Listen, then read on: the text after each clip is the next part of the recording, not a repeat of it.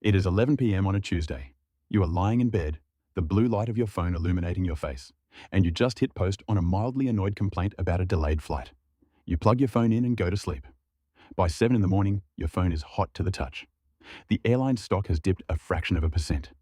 The CEO's crisis management team is in your inbox, offering you free first-class flights for the next 10 years, just to delete 28 words. That is the moment you realize the game has changed.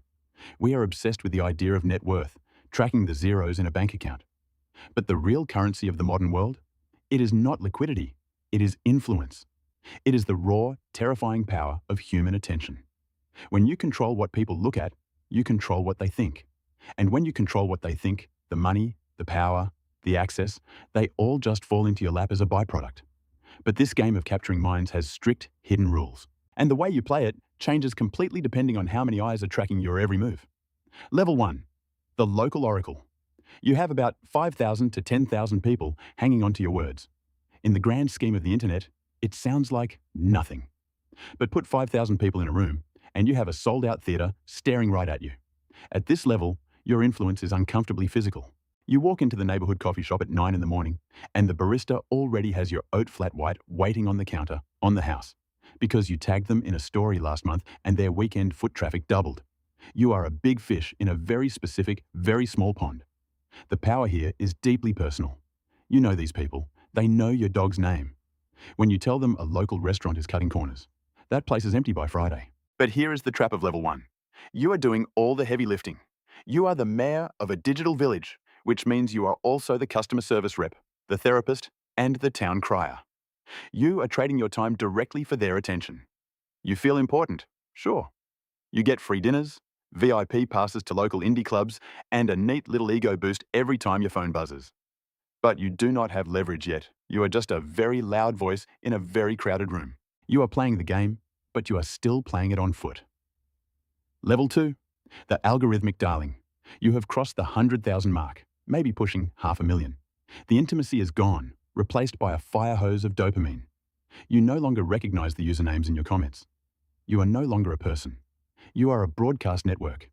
This is where the money starts to show up, and it feels like magic. A brand emails you at 2 in the afternoon, offering you $5,000 to talk about a skincare routine for 45 seconds. You film it in your bedroom, hit upload, and the money clears by Friday. It feels like you have hacked reality. When you travel, you do not wait in line. PR packages pile up in your hallway like barricades, boxes of electronics, clothes you will never wear, energy drinks you will never open. But this is also where the paranoia sets in. At level 2, your boss is a piece of code. You live and die by the algorithm. If you do not post by 6 p.m., or if your hook is not punchy enough in the first 3 seconds, your reach plummets. You start viewing your own life as content. A flat tire is not a nuisance. It is a story time. A breakup is a 3-part series. You have influence, yes, but it is fragile. You can sell out a merch drop in 20 minutes, but you are terrified of taking a 2-week vacation because the machine might forget you.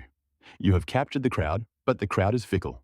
You are dancing for your supper, constantly terrified that the music might stop. Level 3. The industry architect. You are sitting at 1 to 10 million followers, but it is not just teenagers swiping through memes anymore. Your audience includes venture capitalists, journalists, and politicians. You have graduated from the attention economy into the trust economy. At this stage, you do not chase trends, you manufacture them. If you casually mention at 10:30 on a podcast that a certain tech startup has a flawed business model, their next funding round collapses. If you wear a specific obscure brand of sunglasses, they are backordered globally for 6 months. You are no longer just an entertainer. You are a market force. But with this kind of leverage comes a suffocating layer of protocol. You can no longer just pull out your phone and rant. Every public statement is a calculated move. You have a manager, a publicist, and a crisis lawyer on speed dial. You are invited to closed-door dinners in Davos and private suites at the Super Bowl, not because you are fun, but because you are a human billboard with a highly targeted demographic. The brands do not send you free energy drinks anymore. They send you equity contracts. They want you on their board of directors because your name alone bumps their valuation up by 20%. You are making millions, but your voice is no longer entirely your own. It is a corporate asset. You realize that the higher you climb, the less you actually speak your mind. You are playing a high-stakes game of chess, where one wrong tweet does not just cost you followers, it costs you millions of dollars and invites a lawsuit. You have the power to shape the narrative, but you are perfectly boxed in by the very system you helped build. Level 4. The global architect. You are hovering somewhere between 50 and 200 million followers. At this point, the concept of a follower is completely obsolete. You do not have an audience. You have a sovereign digital nation. You wake up at 6 in the morning in a fortified compound in the hills. Your phone does not buzz with notifications anymore. You had to turn those off years ago because the sheer volume of incoming data would literally melt the hardware. Instead, you have a daily briefing. A former political strategist hands you a tablet with a summary of the global conversation over your morning espresso. You are no longer interacting with the world. You are dictating its reality. If you post a 30-second video at noon wearing a vintage band tee, that band's back catalogue surges into the global top 10 by dinner. But the stakes have mutated from commercial to geopolitical. When an election rolls around, candidates do not go to traditional media anymore. They come to your living room.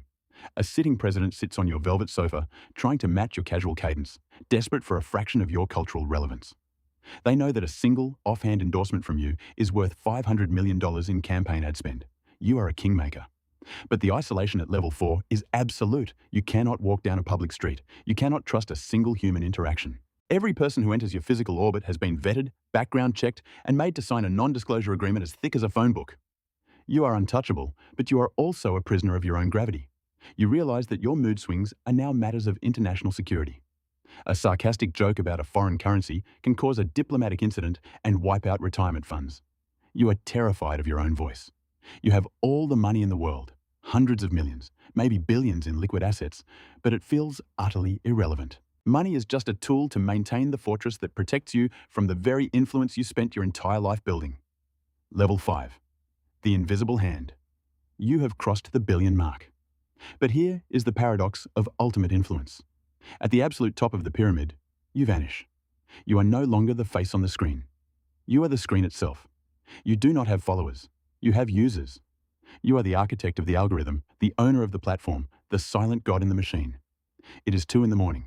You are sitting in a dimly lit, soundproofed office in a corporate campus that spans 3 zip codes. You are not drafting a post. You are reviewing a line of code. With a slight adjustment to the recommendation engine, you can quietly throttle the reach of a political movement by 40% before sunrise. Nobody will ever know.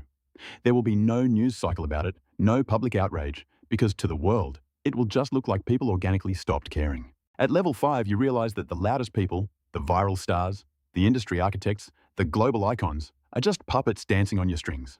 They are sweating over optimal posting times and engagement metrics, completely unaware that you can sever their digital vocal cords with a single keystroke. True power, you discover, is completely silent. You do not do interviews. You wear plain grey t-shirts. When you are spotted in public, people barely recognize you. You have transcended the need for applause. You do not need the world to look at you because you control what the world looks at. The ego has been entirely stripped away, replaced by a cold, mathematical grip on the collective human consciousness. You hold the levers of reality. If you want a country to feel angry, you tweak a variable. If you want a product to sell out, you adjust a weight in the feed.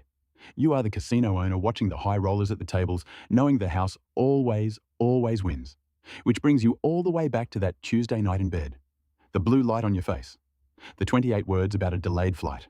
When you first realize that your voice can bend reality, the rush is intoxicating. You think you are playing a game of acquiring followers, stacking up views like chips in a poker game, chasing the dopamine of being seen, being heard, being feared. But as you climb the ladder, the truth reveals itself. Influence is not a currency you accumulate. It is a current you step into.